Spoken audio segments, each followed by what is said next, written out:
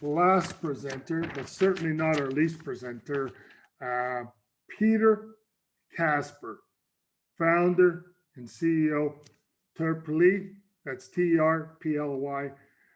Peter, please take it away. Awesome. Thank you so much. Let me just get everything set up real quick. You guys still see the page? Yep, I see it. Perfect. Perfect, perfect, perfect.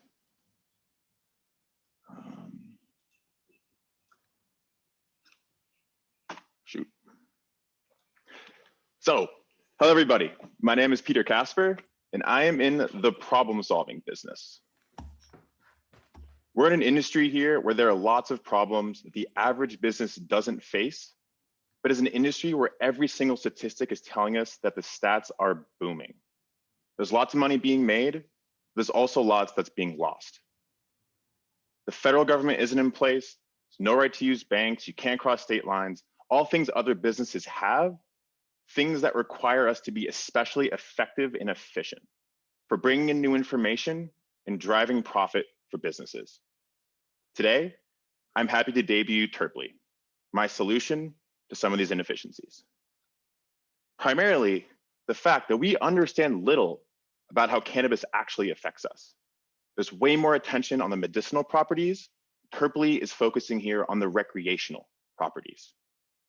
The issue for brands and producers primarily being the fact that they don't know who their customers are. Because when data stops at the point of sale, how can you understand what your actual consumer likes about the products that you're making? And the consumer can't predict product effects before purchase. Honestly, with the high price point of cannabis goods, this is an extremely frustrating situation because you can't return your products. And consumers deserve to have confidence with their purchases. And you might be asking, oh, but you already have indica, sativa, and hybrid for these labels. But according to a recent survey on LinkedIn conducted by Cody Peterson, a cannabis pharmacist that I'd recommend you follow, only 11% of individuals found these labels for indica and sativa to actually be helpful for determining what their products will do for them. And we continue to interview various users, cannabis enthusiasts, and repeatedly we found that product effects were the primary consideration, both when they were selecting products, as well as the main pain point over their cannabis journey, cost coming in second to that. When it came to the reliability of packaging information for determining these effects, on average, consumers rated it as a 2 out of 5. So we interviewed various brands to understand their process for diagnosing product effects. 86% of them said they relied on subjective experience for determining how to label this product for the rest of the market, which we know is flawed when you know that everybody's affected by cannabis uniquely. And everybody knows someone who's tried a product and decided it wasn't for them, when in reality, it probably just wasn't the right cannabis product for them. When we interviewed them to understand their feedback process as well, 50% said this process for getting feedback from the consumer was anecdotal at best. The other 50% said it was non-existent or too difficult to pay any mind to. The elegant solution for all this? Terpli, a free mobile app for consumers where they can get scientific product insights and community reviews to better help them with the product discovery process. You can see on the left side here, our first prototype of our product page detailing the terpene profile for this particular product. Additionally, users can get localized product suggestions and discounts from our partnered brands, retailers, and point of sale systems. Not to mention our integrated review system means that the more consumer reviews, the better the recommendations get over time. And this is something that they can take across markets as well. On the brand and producer side, you'll be able to get actionable customer and product insights, as well as product forecasting on the chemical analysis through a subscription data dashboard. Not to mention that we'll be offering enhanced ways to engage with our users through our affiliate and ad programs as well. And we're expecting this impact to be massive. Consumers now have support from the scientific and community level intel. They can get cheaper prices for their cannabis goods and purchase products with confidence. Retailers will be able to elevate their bud tenders to our bud tender platform and be able to help better market products efficiently and improve the overall patient outcome. And on the brand side, they finally get to understand who their target customer and market is so they can design the product that are fit for their target consumers and overall increase their customer loyalty. We believe this market opportunity is massive. With data sourced from MJBD for all the licensing information, we're projecting this to be almost $2 billion when you look at the entire US. It's almost $500 million when you narrow it down just to California. And with just our current capabilities for the Terpli team, we're projecting this to be a $10 million opportunity. The competition is also very fragmented. Currently, we have players like BDSA, Headset, Trees, Leafly, and Weedmaps who are providing out market intelligence, but are really stopping short when it comes to arming consumers with tools to take into a dispensary and look at the product they're holding in their hand. Relief and Lucid Green are the first ones that have consumer-facing applications, but they're either focused on the medicinal properties, they lack the personalization, or product recommendations from their previous usage. The way we operate is very simple as well. We analyze lab data from our partnered brands. Lost access when I open up my. Excuse me. We analyze lab data from our partnered brands, retailers, as well as lab integrators. We provide our product insights down for our consumers, incentivize a review system with discounts and deals, and then generate consumer insights, which we provide back to retailers and brands as our primary form of making money, our data subscription dashboard.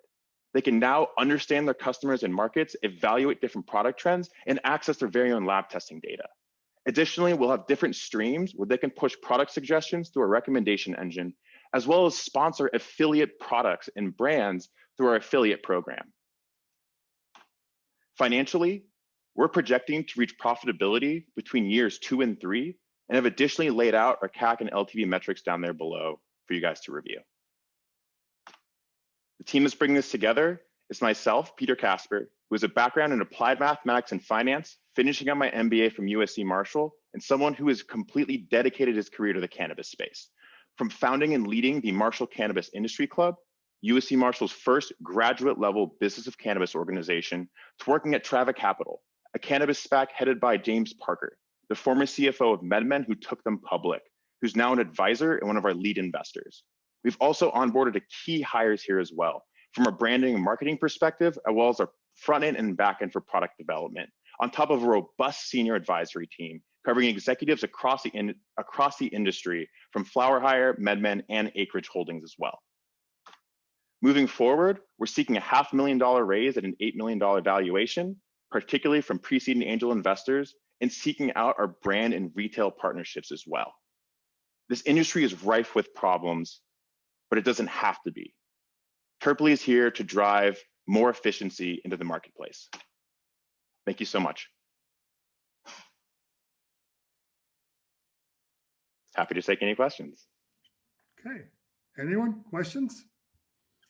Who would like to lead off? Okay, Dr. John Thompson, go ahead, please. Hello, sir.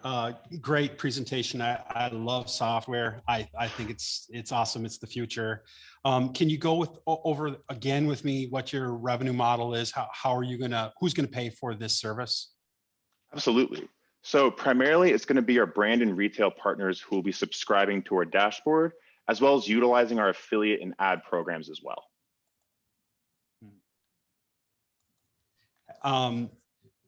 Have you considered white labeling any of that? Would you do like a brand-based app? So specifically just a brand? Mm-hmm. So we believe that would be kind of leveraging or wedging ourselves too closely into one corner of the market.